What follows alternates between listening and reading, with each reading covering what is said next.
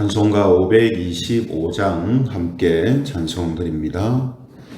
돌아와 돌아와 마음이 고난이여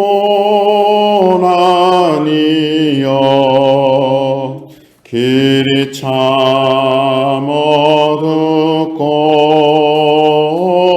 매우 험악하니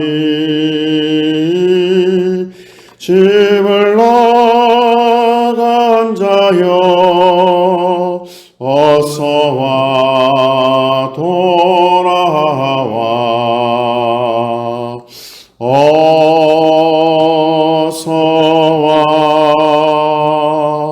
돌아오라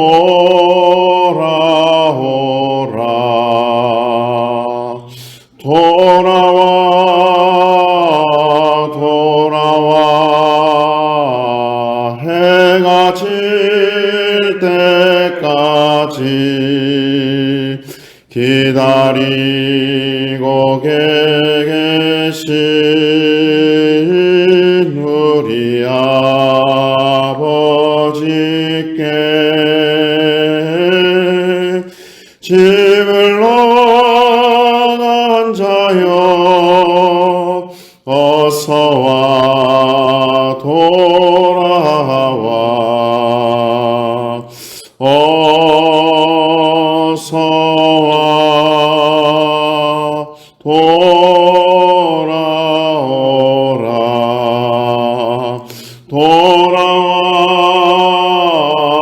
돌아와 환난 있는 곳과 죄가 있는 곳과 미혹받는 데서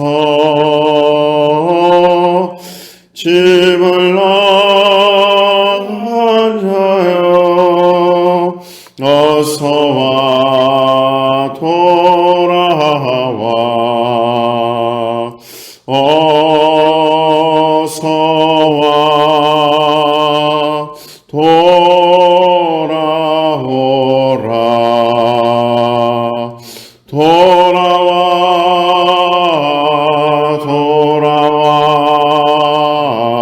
집에 돌아오라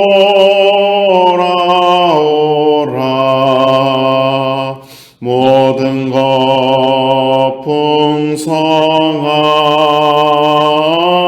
아버지 집으로 집을 나간 자여 어서와 돌아와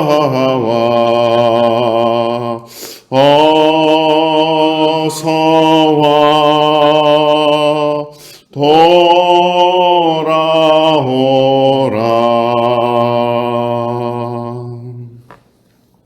성경 말씀 봉독하겠습니다. 로마서 4장 23절에서 25절 말씀입니다. 로마서 4장 23절부터 25절까지 말씀을 제가 봉독합니다.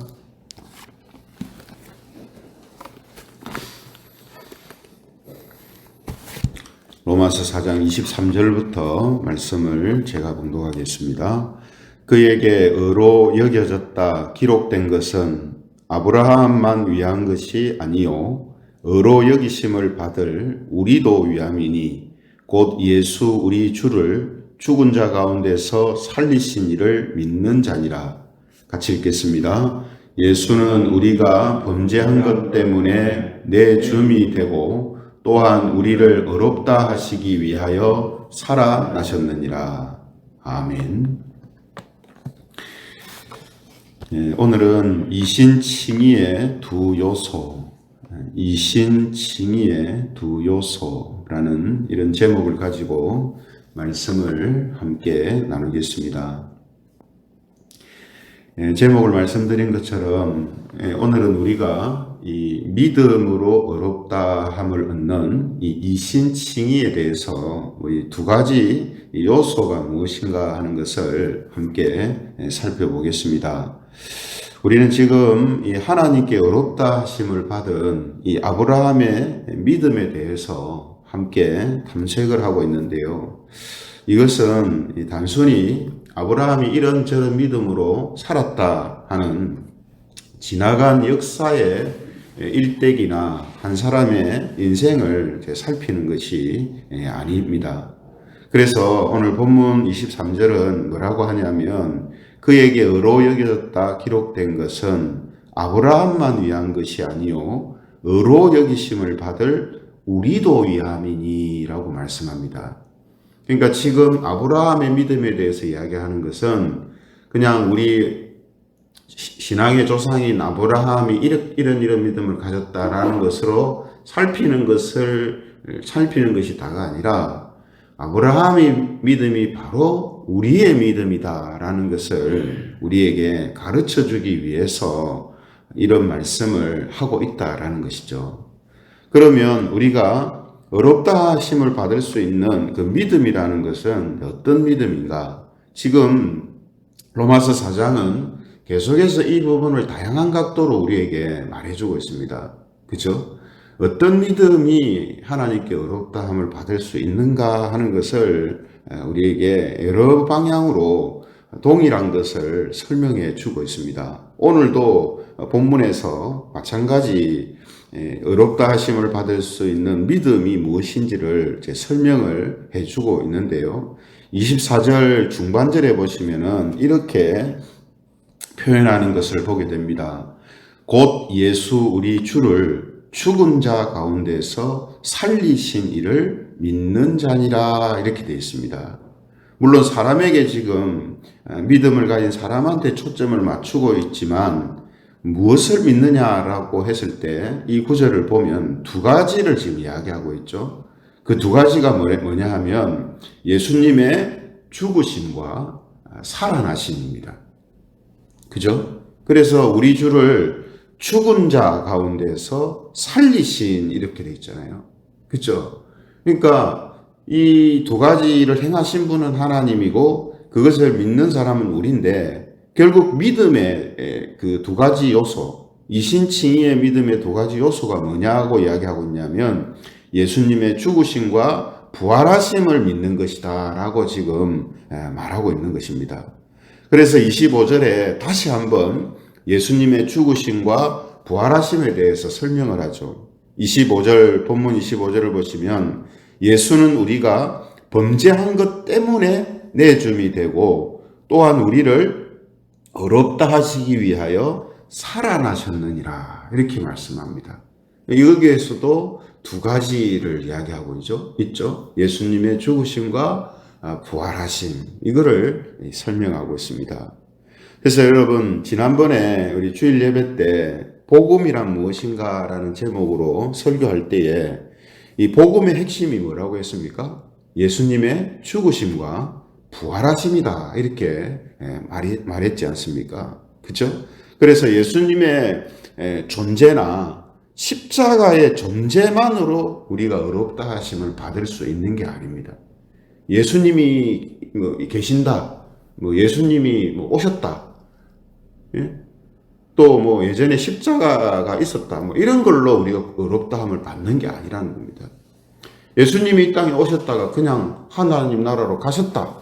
그렇게 되면 우리는 아무리 예수님이 이 땅에 존재했어도 우리는 어렵다함을 받을 수 있는 방법이 없습니다. 길이 없는 거예요. 그래서 반드시 예수님이 죽으시고 부활하심이라는 것이 있어야만 우리가 어렵다 하심을 받을 수 있는 겁니다. 마찬가지입니다. 다르게 표현하면요. 우리가 어렵다함을 받을 수 있는 것은 그냥 내가 예수님을 알고 있는 것으로 예수님이 계신다는 걸 믿는 것으로만 되는 게 아니란 말이에요. 예수님의 죽으심과 부활하심을 알고 그것을 믿어야 한단 말이죠. 또 아브라함 때처럼 예수님이 안 계실 때는 그러면 어떻게 하느냐? 안 계실 때도 마찬가지로 하나님께서는 죽은 자를 살리시고 또 없는 것을 있게 하시는 하나님이라는 이 하나님에 대해서 믿는 믿음과 그 하나님을 통해서 하나님이 하시는 그 약속과 말씀들을 믿음을 통해서 의롭다함을 얻는 거잖아요. 결국 그거를 다르게 표현하면 뭐냐? 예수님의 죽으심과 부활하심에 대한 약속을 믿는 것하고 연관이 된다는 거예요. 그래서 사실은 지금 의롭다함을 얻는 이 믿음에 대해서 다르게 설명하고 다른 것을 설명하고 있는 것처럼 보이지만 실제는 한 가지 동일한 걸 설명하는 거예요. 그게 뭡니까? 예수님의 죽으심과 부활하심. 이것이 약속의 형태로 주어졌던 또 그걸 약속으로 믿었던 실제 예수님이 그렇게 하셨다는 것을 알고 믿었던 어쨌든 이 두 가지가 이신칭의의 핵심적인 요소로 들어가 있다라는 것을 우리는 성경을 통해서 확인하게 되는 것이죠. 그런데 여러분, 오늘 이제 본문 중에서 25절을 보면요, 마치 우리가 의롭다함을 얻게 된 것이 예수님의 부활 때문이다라고 표현하는 것처럼 보이거든요. 25절 중반절을 보시면 뭐라고 되어 있습니까? 또한 우리를 의롭다 하시기 위하여 살아나셨느니라 이렇게 되어 있습니다. 우리를 의롭게 해주기 위해서 부활하셨다 이렇게 이제 표현하는 것처럼 보이잖아요. 그러면 어떤 생각을 할 수 있냐면 예수님이 죽기만 하고 부활을 안 하셨으면 우리는 의롭다함을 못 받는다 이렇게 생각할 수 있잖아요. 그런데 그렇지가 않습니다. 예수님의 부활하심 때문에 우리가 의롭게 되는 게 아니단 말이에요. 우리가 의롭다함을 얻게 되는 것은 예수님의 죽으심 때문에 의롭다함을 얻는 거지, 예수님이 죽으시고 부활 안 하셨으면 우리는 의롭다함을 받지 못하는 게 아니란 말이죠. 근데 오늘 이 25절을 보면 마치 그런 것으로 오해할 수 있도록 표현이 돼 있단 말이에요. 그래서 이 구절을 가지고 방금 제가 말씀드린 것처럼 우리가 의롭다함을 얻는 것이 예수님의 죽으심이 아니라 부활 때문이다 이렇게 주장하는 사람이나 그런 경우도 종종 있는 것입니다. 하지만 성경은 우리가 의롭다함을 얻는 것은 예수님의 죽으심 때문이다라고 너무나 많은 곳에서 분명하게 말씀을 하고 있습니다. 그래서 예수님의 죽으심의 모형이라고 하는 이 구약의 제사를 한번 생각해 보세요. 구약의 제사는 이 가축의 그 피를 흘리는 이런 의식을 통해서 또 그 가축의 고기를 태우는 이런 의식을 통해서 하나님의 그 진노가 이스라엘을 넘어가는 이런 일이 생기잖아요. 그렇죠? 가축이 다시 살아나고 이런 거 없습니다. 가축을 통해 피 흘림이 바로 하나님의 제사함으로 바로 연결됩니다. 그렇잖아요. 또 우리가 출애굽할 때 이 이스라엘 백성뿐만 아니라 애굽 전역에 장자가 죽는 재앙이 내릴 때에도 어린 양의 피를 그 문에 바른 집은 다 하나님의 재앙이 넘어갑니다. 희생이 있었던 그리고 희생을 믿었던 바로 그 집은 다 넘어간단 말이죠. 그죠? 그래서 예수님의 부활하심이 있기 때문에 우리가 의롭다함을 얻는 것이다 하라고 말하는 것은 이것은 성경적이지 않습니다. 예수님의 죽으심 그것만으로 충분해요. 우리가 의롭다 하심을 얻는 것은. 그렇죠? 그래서 로마서 5장 9절 같은 경우에도 이 부분을 분명하게 우리에게 말씀해 줍니다. 로마서 5장 9절에 보면요, 이제 우리가 그의 피로 말미암아 의롭다 하심을 받았으니 이렇게 되어 있죠. 피로 말미암아입니다. 주님의 죽으심 그것으로 우리는 그것을 믿음으로 의롭다 하심을 받는다 하는 거죠. 또 골로새서 1장 20절에도 보면 같은 말씀을 합니다. 골로새서 1장 20절에 보면요. 그의 십자가의 피로 화평을 이루사 만물 곧 땅에 있는 것들이나 하늘에 있는 것들이 그로 말미암아 자기와 화목하게 되기를 기뻐하심이라. 하나님과 화평함을 얻는다는 말은 곧 죄사함을 받고 의롭다함을 얻었다는 말이거든요. 그런데 뭐로 그렇게 된다 했습니까? 그의 십자가의 피로 화평을 이루었다 이렇게 되어 있습니다. 그러니까 예수님의 그 죽으심, 그것이 우리로 하여금 의롭다함을 얻게 하는 것으로 충분하다 이렇게 말씀을 하는 것이죠. 그러므로 이런 말씀들을 우리가 볼 때에 우리가 의롭다함을 얻는 것은 예수님의 그 죽으심 때문, 희생 때문이고 피 흘리심 때문이다라는 것을 알게 됩니다. 왜 그렇습니까? 죄의 값은 사망이기 때문에 예수님이 우리를 대신하여 죽으셨다라는 이 사실만으로 충분한 겁니다. 그죠? 그리고 우리는 그것을 믿으면은 죄 사함을 받고 의롭다함을 얻게 되는 겁니다. 그러면 여러분 예수님의 죽으심을 통해서 우리가 의롭다함을 얻는 것이 충분하다면 부활은 그러면 의롭다함을 얻는 것하고 어떤 관련이 있는 것인가 하는 거죠. 부활은. 그래서 여러분 부활은요. 예수님의 죽으심을 하나님이 받으셨다라는 증거가 됩니다. 다시 말씀드립니다. 부활은 예수님의 희생을 하나님이 받으셨다라는 증거로 보여주는 것이다 말이죠. 증거가 된단 말이에요. 또 동시에 예수님의 죽으심으로 우리를 의롭게 하신다라는 증거가 되는 것입니다. 부활이. 그래서 구약 성경에 보면요. 대제사장에 관한 말씀이 있는데 대제사장이 백성들의 죄를 속하는 피를 가지고 이제 지성소에 이제 들어가거든요. 그때 제사장이 살아서 나오지 않으면요. 하나님께서 이스라엘의 제사를 받으시지 않는 것이 됩니다. 왜냐하면 제사장이 살아서 나와야 이스라엘의 죄를 용서하셨다는 증거가 된다는 거예요. 증거가. 예? 그게 증거가 된단 말이에요. 마찬가지로 예수님의 부활이라는 것은요. 하나님께서 예수님의 십자가 제사를 받으시고 예수님의 속죄하심을 믿는 사람들의 죄를 용서해 주시고 의롭게 해 주신다는 증거가 되는 거예요. 증거가. 부활 자체가 우리를 의롭게 해준다는 말이 아니라 부활하심을 통해서 예수님의 그 죽으심을 하나님이 받으셨다라는 증거로 부활이라는 것이 우리에게 보여진다는 거예요. 그래서 이런 의미에서 사도행전 17장 31절에 보면 이런 말씀이 있습니다.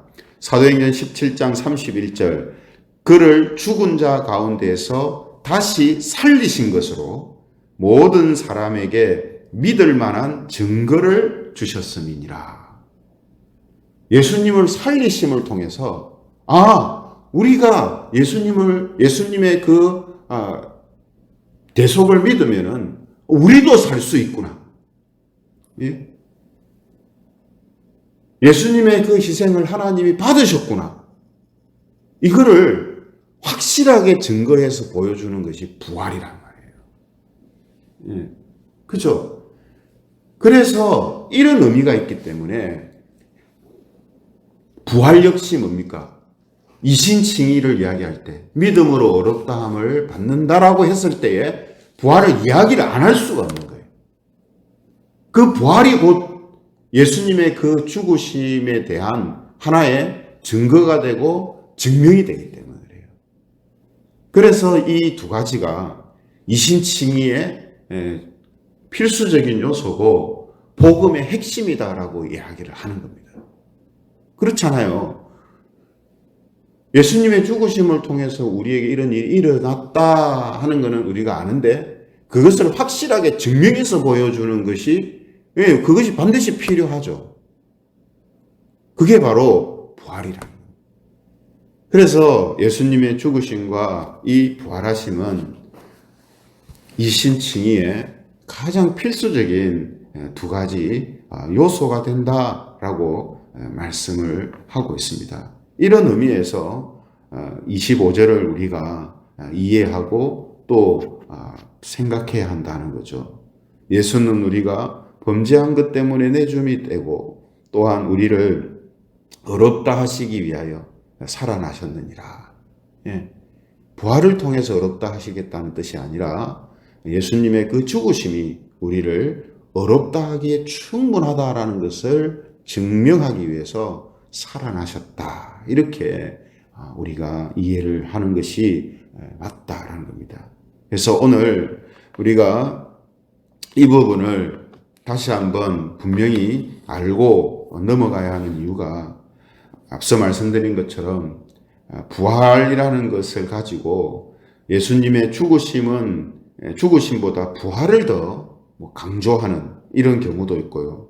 반대로 예수님의 죽으심만 필요하고 부활은 별 의미가 없다 이렇게 또 이야기하는 그런 사람들이 지금도 또 우리 주변에 있기 때문에 이 예수님의 죽으심과 부활하심은 우리가 믿음으로 의롭다함을 받는 데 있어서 가장 필수적인 어느 것 하나 필요 없다라고 또 어느 것이 더 중요하다라고 말할 수 없는 그런 불가분의 관계 속에 있는 것이다 라는 것을 우리가 분명히 알고 있어야 한다는 겁니다. 그래야 오늘 이 중요한 두 가지 요소가 어느 하나라도 훼손되지가 않거든요. 그죠? 훼손되면 결국은 이 두 가지를 우리에게 하나님이 주신 이유가 뭐겠습니까? 한 가지만 있으면 우리도 간단한데 왜 두 가지를 주셨겠어요? 이 두 가지 요소가 우리에게 균형 있게 그리고 바르게 있을 때 이신칭의의 이 믿음이 바른 모습으로 우리에게 주어지기 때문입니다. 그래서 이 예수님의 죽으심과 부활 이것을 함께 우리에게 강조하고 있는 거죠. 그래서 오늘 이 말씀을 통해서 다시 한번 예수님의 죽으심과 그 부활의 의미를 통해서 저와 여러분들의 신앙이 더 견고하고 또 능력 있는 그런 믿음으로 세워지기를 바랍니다. 그리고 우리 교회 역시 모든 성도들과 함께 예수님의 죽으심과 이 부활하심에 대한 이 의미를 소홀히 하지 아니하고 확신함을 통해서 우리가 믿음으로 의롭다함을 받는다라는 이 사실을 더욱더 우리가 분명하게 깨닫고 또 믿고 살아가는 그런 은혜와 복이 있기를 주님의 이름으로 축원드립니다. 말씀을 생각하시면서 우리 같이 기도드리겠습니다. 우리 예수님의 죽으심과 부활을 하심은 우리가 믿음으로 의롭다함을 받는 일에 있어서 가장 필수적인 요소가 된다라는 사실을 우리가 꼭 기억하게 해주시고 그래서 예수님의 그 십자가 사건과 또 부활하심에 대해서 우리의 믿음과 구원에 대해서 늘 생각하고 또 감사하며 믿음으로 살아가는 믿음으로 견고하게 세워지는 교회와 또 성도들이 되게 해달라고 우리 함께 공성으로 기도드리겠습니다.